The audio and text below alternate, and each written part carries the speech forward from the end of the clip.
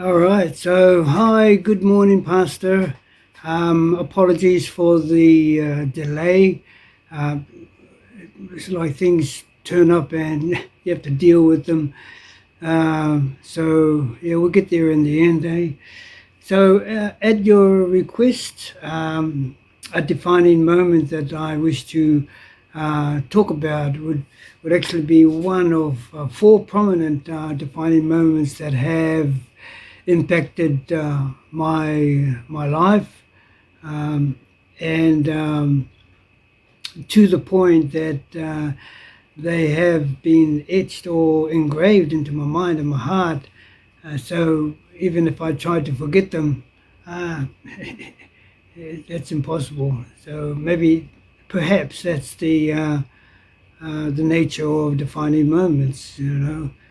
So um, another thing that, with regard to this particular defining moment, is the fact that I not only has it been engraved in my mind, but it's been engraved on my body in the form of scars, which I would like to uh, show you. And so these, and then I'll explain. So if I can, pretty much over there. There it is. There, that scar there, right? It's that scar actually is part of the scars that go all the way up to here, up to my hip, and that was as a result of the incident, and these scars are actually related to frostbite. So that's to do with very cold temperature conditions, and that there's another scar here, which I think it was from a rugby injury that I had what do you call it now? Fractured femur.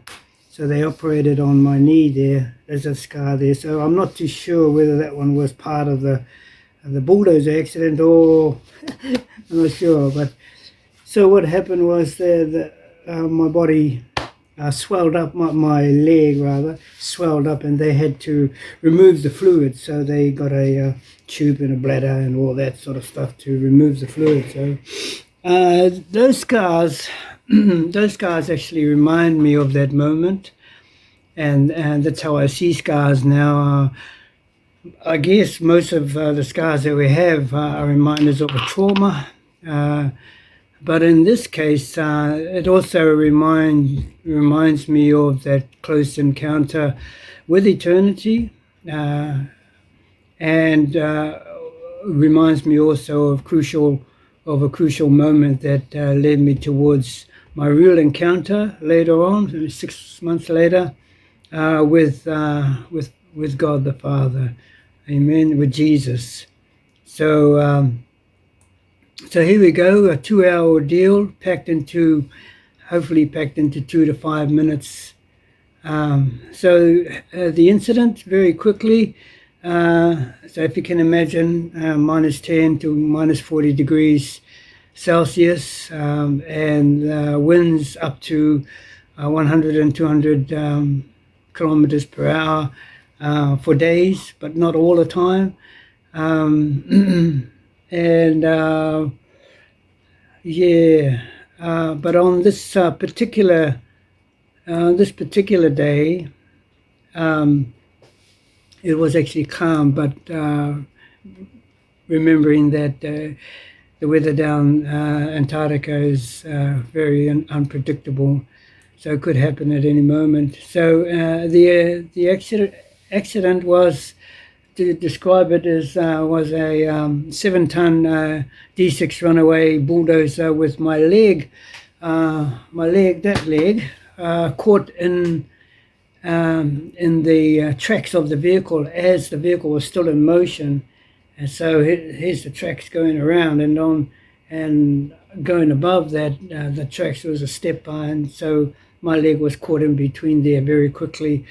To describe it very quickly, my leg was caught in there, and I was on the tracks while the vehicle was still moving. So, and that vehicle, the direction of that vehicle was actually the Ross Sea, and McMurdo Base was close to the Antarctic coastline. And so you had ice, which was where we were, and then the sea. So the direction of that bulldozer was heading towards the Antarctic Ocean. So my defining moment, I had to decide real quick whether I was going to just let the vehicle continue on out to sea, or which obviously not, or do something about it. And I wasn't a Christian then, so I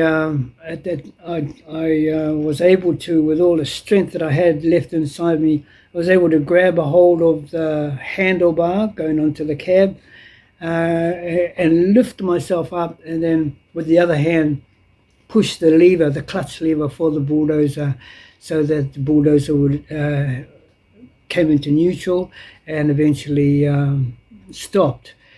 And all the while I was trying to do that, I was getting knocked around by the movement of the vehicle. So the dozer slowly came to a halt, and I slowly faded into unconsciousness. So in other words, I was blacking out. Probably, I don't know how many times I did that. But one time when I did gain consciousness, I was actually lying on the tracks, obviously, and then I was actually facing upwards into the sky. And no one had found me at that point in time. And I remember very clearly, I remember yelling out up into the sky. And my defining point was I going to be yelling, "Why did you do this to me?" Or was I going, which I did, or did I yell, "I don't want to die. I don't want to die, not yet." Well, I don't want to die. And I wasn't saying it in that calm voice. I was yelling. Anyways, yeah, so today, those scars that I have, they are a reminder of that ordeal, but more importantly, they're a reminder that I believe God heard me, because I think it would have been 6 months later that I came back home and I gave my heart to the Lord. Other things happened that when I was in hospital, I had time to think about it, and God was moving graciously. So that's my defining moment that I wish to share with you. Amen. God bless.